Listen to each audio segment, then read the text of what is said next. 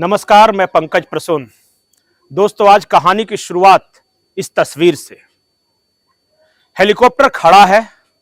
नेपाल के प्रधानमंत्री केपी शर्मा ओली उस हेलीकॉप्टर में बैठकर भागने की तैयारी कर रहे हैं। ये तस्वीरें अगले कई दिनों तक मीडिया में छाई रहेगी। लेकिन इस हेलीकॉप्टर वाले तस्वीर को देखकर आपको कुछ याद नहीं आ रहा? कुछ महीनों पहले, साल डेढ़ साल पहले, एक ऐसी ही तस्वीर ढाका से, जहां शेख हसीना के घर के बाहर एक हेलीकॉप्टर लगी हुई है और शेख हसीना उस हेलीकॉप्टर में बैठकर भागने की तैयारी कर रही हैं। इन दो तस्वीरों को देखिए, आपको हूबहू वही तस्वीर नजर आएगी। अब एक दूसरी तस्वीर दिखाते हैं। यह वीडियो है नेपाल के संसद का।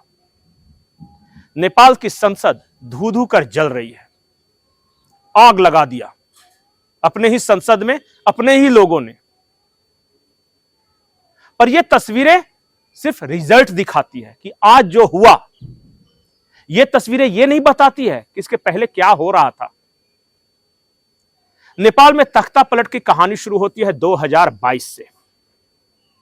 एक नौजवान, दुबला पतला सा रैपर जानते हैं ना, हिप हॉप, रैप, ये सब। वो रैपर अचानक नेपाल में प्रचलित होने लगता है सोशल मीडिया पे। इसको कहा गया द बालेन इफेक्ट। और रैपर का नाम था बालेंद्र शाह। बालेंद्र शाह ने अपना नाम बालेन रखा और बालेन करके वो जाना जाता है बालेन शाह के नाम से। वो रैपर देखते ही देखते यंग जनरेशन के बीच इतना लोकप्रिय हो गया। वो बातें करता था कि हमारे देश में भ्रष्टाचार है। वो बातें करता था कि पुराने खानदानी नेताओं से देश का भला नहीं होने वाला, कुछ नया आना चाहिए, यूथ बदलता है समाज को। वो इस तरह की बातें किया करता था। और परिणाम, वो काठमांडू का मेयर बन गया। काठमांडू के मेयर बनने के बाद क्या हुआ? 2022 की एक और तस्वीर दिखा रहा हूं। मेयर बनने से पहले बालेन शाह की यूएस एम्बेसडर से मुलाकात होती है। अमेरिका का राजदूत 2022 एक ऐसे नौजवान से मिलता है जिसे उस वक्त तक उस देश में कोई नहीं जान रहा था। लेकिन इस मुलाकात ने उस नौजवान की जिंदगी बदल दी। वो रैपर देखते ही देखते पूरे नेपाल में छा गया। सोशल मीडिया ने बाकायदा मदद की। पूरा फेसबुक, ट्विटर, एल्गोरिदम देखिए, इंस्टा, इस सब पे सिर्फ बालेन शाह। और बालेन शाह इतना लोकप्रिय हुआ कि वो काठमांडू का मेयर बन जाता है। और काठमांडू का मेयर बनने के बाद यही सोशल मीडिया पे बैन से पहले वो हर रोज नौजवानों से आह्वान करता है कि नौजवानों जागो, इस देश को तुम्हें बदलना है, भ्रष्टाचार है। ये सब कुछ चल रहा था।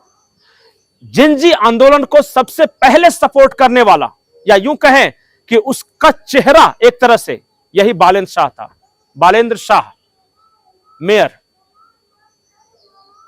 बहुत सारे लोग ये कह रहे हैं कि बालेन शाह भले ही रैपर हो, पर इसे क्रिएट किया गया सोशल मीडिया के माध्यम से, इसे बनाया गया। ठीक उसी तरह जैसे जेलेनेस्की एक स्टैंड अप कॉमेडियन था, उसे बनाया गया था। और बहुत सारे लोग जेलेनेस्की और बालेन शाह की तुलना कर रहे हैं। आजकल का सोशल मीडिया किसी को भी स्टार बना देता है। लोग बहुत ज्यादा नहीं जानते। हो सकता है कि वो गुजरात का कोई पटेल हो सकता है कि महाराष्ट्र का कोई जरांगे हो सकता है कि झारखंड का कोई जयराम महतो हो सकता है बिहार का कोई प्रशांत किशोर हो। आपको पता नहीं चलेगा। देखते ही देखते साल, 2 साल के अंदर वो नेशनल स्टार बन जाएगा। ये सारा खेल पैसे और एल्गोरिदम का है। पहले नेता बनते थे 30-30, 40-40 साल तक जनता के बीच रहकर सेवा करें, तब वो किसी मुकाम पे पहुंचते थे। आज 2-4 अच्छी बातें करो, पीछे से फाइनेंशियल बैकअप हो, सोशल मीडिया आपके साथ हो, बन गए नेता। पर आज हम सोशल मीडिया नेतागिरी की कहानी नहीं सुना आ रहे। नेपाल, बांग्लादेश में स्टूडेंट कौन? शुरुआत में कौन? रैपर। एक मैं पोस्टर दिखा रहा हूं बांग्लादेश में तख्ता पलट के बहुत पहले की। और इस पोस्टर को ध्यान से देखिए, म्यूजिक के बीट पर बांग्लादेश में आएगा बदलाव। यह तो बहुत पहले की तस्वीर है बांग्लादेश में, वहां भी है ये student, rapper, young generation. Sri Lanka में इसी तरह की तस्वीर। आज नेपाल की संसद धू धू कर जल रही थी, पर इससे पहले श्रीलंका के राष्ट्रपति भवन में हमने कुछ हजार लोगों को घुसते हुए देखा। कौन थे वो लोग? मुद्दा क्या था? भ्रष्टाचार। मुद्दा क्या था? बेरोजगारी। दूर हो गई श्रीलंका की बेरोजगारी, मिट गया भ्रष्टाचार। लेकिन ऐसा क्या हुआ कि भ्रष्टाचार तो आज भी नहीं खत्म हुआ, लेकिन उस वक्त हजार लोग घुस गए।